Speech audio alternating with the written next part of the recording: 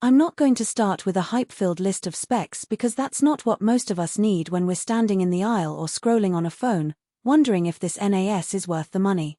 What matters is whether the box you're about to open will actually fit into your daily workflow without turning into a pricey paperweight.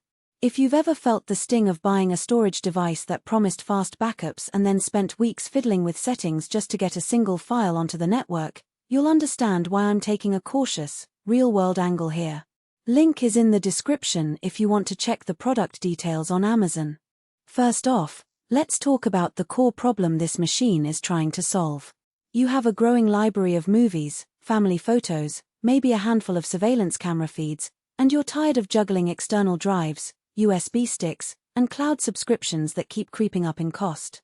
The QNAP TS473A8G is a 4-bay tower designed to be a one-stop shop for that data. It arrives with a Ryzen V1500B processor, 4 cores at 2.2 GHz, and 8 GB of DDR4 memory, which you can boost to 64 GB if you ever need more headroom for virtual machines or heavy multitasking. The bundle also includes a 5-port 2.5 GBE unmanaged switch, so you can connect the NAS and a few wired devices without hunting for an extra switch in your closet. Who should actually consider this box?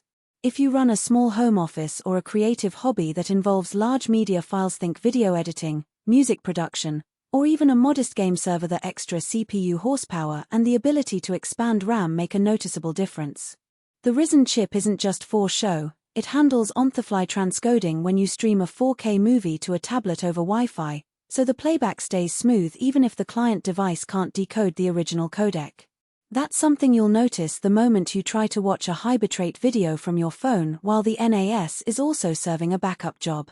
On the other side, if you're a casual user who mainly wants a place to drop a few documents and maybe stream a couple of movies occasionally, you might be paying for capabilities you'll never tap.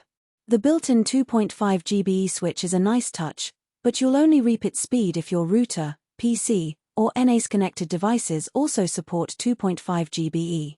Otherwise you'll fall back to the usual 1 GBE speeds, and the extra ports become just more places to plug cables. For those who are comfortable with a single external hard drive or a cheap 2-bay NAS, the 4-bay tower can feel like overkill. Now, let's break down the practical strengths you'll actually feel after you plug the unit in. The first thing I noticed in my own test environment connecting the NAS to a 2.5 GB capable desktop and a 2.5 GB ready switch was a consistent 250 MB per second transfer rate for large files. That's roughly double what you get on a standard gigabit network, and it cuts backup windows in half when you're moving multi-terabyte video collections. The 4 drive bays give you the flexibility to start with 2 4TB drives in a RAID 1 mirror for safety, and later add 2 more drives to shift into RAID 5 without ripping the data out. The ability to hot swap drives also means you can replace a failing disk without shutting the whole system down, which is a lifesaver for a server that's meant to run 24/7. The QNAP operating system, QTS, is another practical win. It's not a stripped-down firmware, it offers a full suite of apps for file syncing, surveillance, and even containerized services like Docker.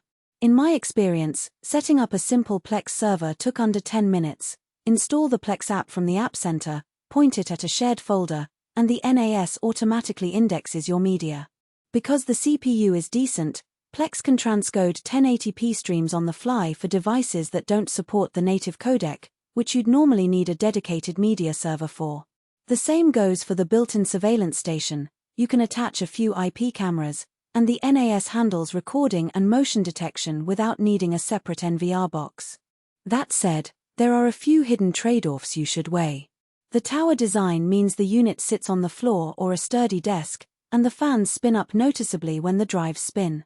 If you're placing it in a living room or bedroom, the low-level hum may be a minor annoyance, especially during long transcoding sessions. Power consumption is another reality check. A fully loaded 4-bay NAS with the Ryzen chip draws around 30W idle and spikes to 45W under load. Over a year, that adds